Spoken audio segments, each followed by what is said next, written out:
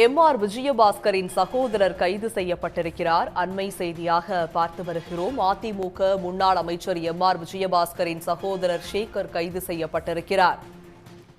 முன்ஜாமீன் மனு தள்ளுபடி செய்யப்பட்ட நிலையில் எம்.ஆர். விஜயபாஸ்கரின் சகோதரர் சேகர் கைது செய்யப்பட்டிருக்கிறார். அண்மை செய்தியாக பார்த்து வருகிறோம். கரூரை சேர்ந்த பிரகாஷ் என்பவருக்கு சொந்தமான 100 கோடி ரூபாய் நிலத்தை அபகரிக்க முயன்றதாக வழக்கு தொடரப்பட்டிருந்தது. இது பற்றிய விரிவான விவரங்களுடன் இணைகிறார் எமது செய்தியாளர் கணபதி.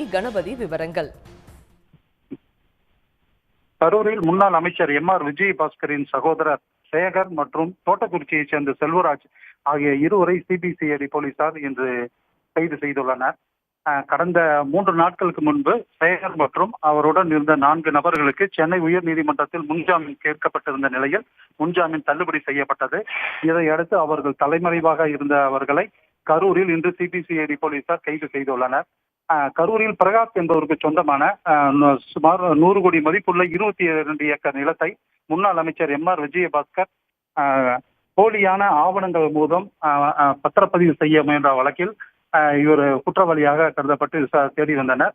இந்த நிலையில் விஜயபாஸ்கர் கடந்த மாதம் கைது செய்யப்பட்ட 15 நாட்கள் நீதிமன்ற காவலில் இருந்து தற்போது நிபந்தனை ஜாமீனில் இருந்து வருகிறார். இதைத் தொடர்ந்து விஜயபாஸ்கரின் சகோதரர் சேகர் தலைமறைவாக இருந்து வந்தார். இதையடுத்து இன்று சிபிசிஐடி போலீசார் கரூரில் கைது செய்துள்ளனர். உடனுக்குடன் செய்திகளை தெரிந்து கொள்ள சன் நியூஸ் பெல் ஐகானை கிளிக் பண்ணுங்க.